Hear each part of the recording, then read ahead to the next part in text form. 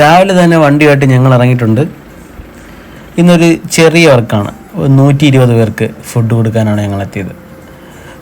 Work തുടങ്ങുമ്പോൾ തന്നെ ഒരു നാരങ്ങ വെള്ളം കുടിച്ച് അവിടെ നേരെ സ്കൂളിലേക്ക് കയറി. ഇന്നൊരു സ്കൂളിലെ ടീച്ചറുടെ റിട്ടയർമെൻറ്റ് ഫംഗ്ഷൻ ആയിരുന്നു.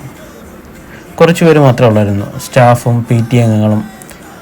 സ്ഥലത്തെത്തി സാധനം എല്ലാം സെറ്റ് ചെയ്ത് ഫസ്റ്റ് വന്നും വിളമ്പി. ആകെ കുറച്ച് പേരേ ഉള്ളായിരുന്നു.